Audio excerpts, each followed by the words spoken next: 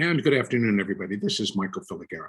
I am with logicalsignals.com and also tradershelpingtraders.com. And this is the Elliott wave update for the S&P 500 for Wednesday, May 19th, 2021.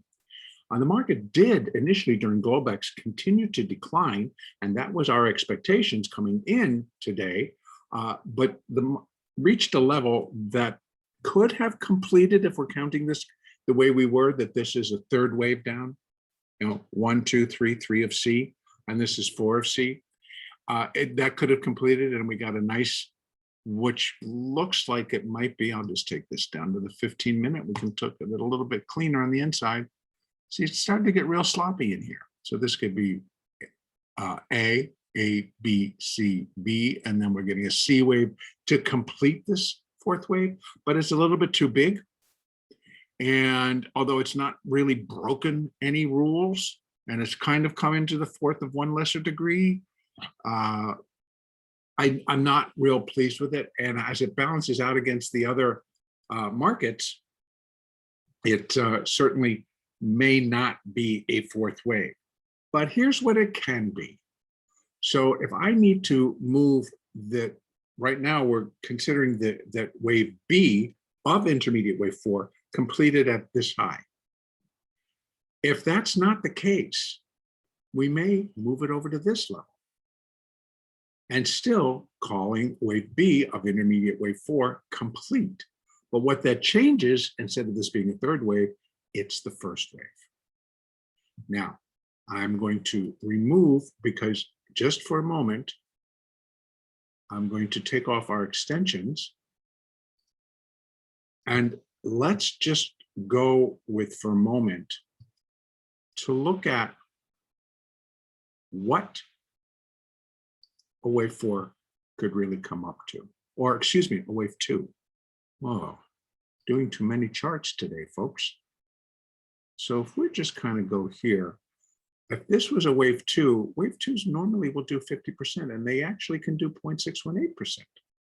So the wave 2 could come up to 4,117, 118. That happens to coincide with the 50-day moving average right now, or it could come up to 4,132 to 35 and consider complete there. Again, the interior of this is very sloppy. The trade was really sloppy today with this pushing and pulling and pulling and pushing. And it didn't make trading very easy, but nonetheless, at the end of the day, we tried to take a look at it and figure out, what are you trying to tell us, market? So again, I'm going to leave the B here for right now, although I'm not really as pleased as I would be with this particular wave. It did seem very corrective in nature because of the internals of it, very sloppy. But I'm going to more than likely consider the wave B complete at this high, and that we are still dropping in a C wave, but instead of a 4, it's 1, and this is wave 2. That leaves a very strong third wave yet to come. And that fits the overall picture, because what brought in today's buying, I have no idea, but they really just kind of came in and they were relentless and basically weren't going to stop. And you know, we had some selling points. Obviously, we had a down bar here, and I believe that, yes, at 2 o'clock Eastern, 11 o'clock Pacific, and then they just brought it up into the close, and then it sold off a little bit, just a little bit, into right after the close. Now, so for tomorrow, I think if we're going to continue to go up in a wave 2 of C, then we got support, resistance at 4,117, 118. We'll go all the way up to 120. And then we have additional resistance above at 4,132. We can go up to 35. But either way, if we get to the 50% retracement and it fails and starts to move down, then we're going to be looking for it to break below the 0.382. So that's 4,103. We're going to look for it to break pretty quickly below 4,100 and then begin to head down. And that's going to give us more strength that indeed that corrective wave or that corrective bounce is complete. And now we're beginning into the larger corrective decline again. And so, but if the market continues to go up, and say we have another intense day tomorrow where the market goes up 40 or 50, the S&P goes up 40 or 50 bucks. From here, we're looking up into here. And that's going to again bring about that this is wave A, this is wave B, and this is all of the internal B wave.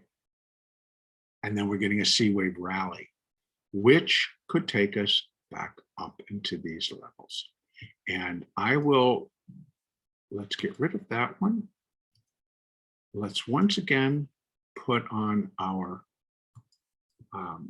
extensions, and let's just take a peek at what this wave can look like going back up.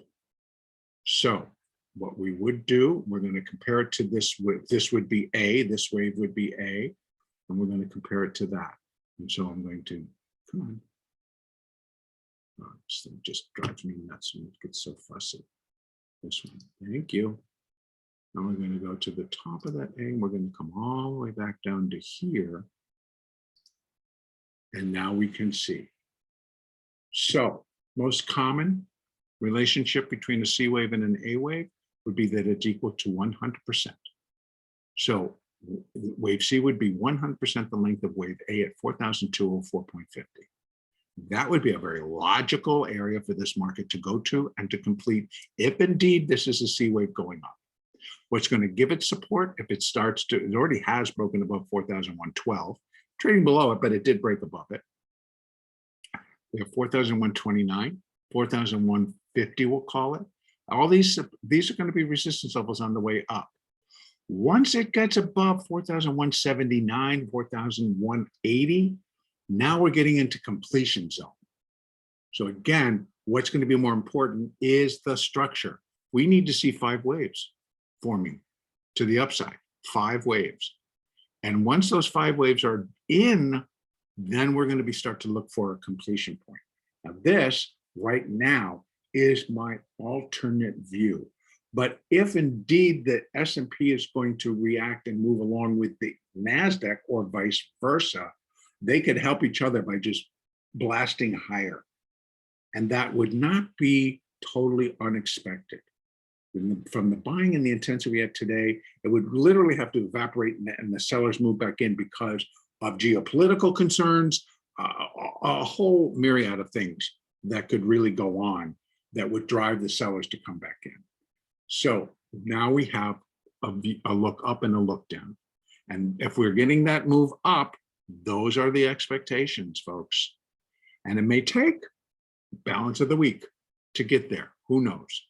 We'll let the market tell us. The outside is that this indeed is just wave 1, wave 2, and we're going to start a stronger decline. And in that being the case, we've also have our excuse me, Fibonacci's, and we're going to run those because we're looking at then for this particular C wave to be related to the A wave, which is the big move I just measured out, and we'll take it from there. And in that case,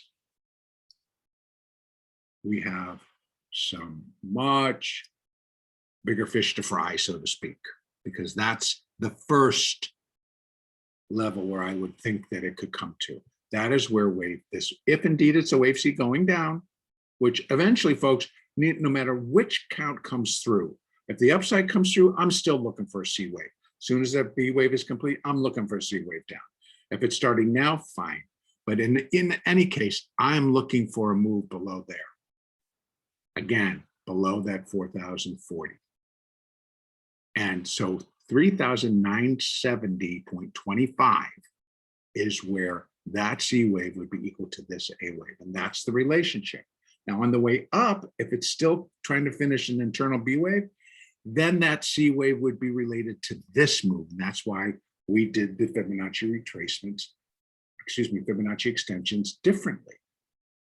Okay, depends on which C wave you're comparing to which move. This is the smaller C wave would be compared to this, and the larger C wave we're looking for to complete this, and the larger intermediate fourth wave is compared to that A wave down.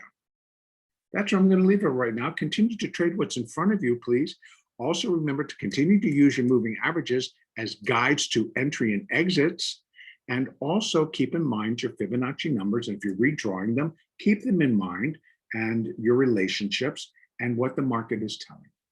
Next update will be Thursday, the 20th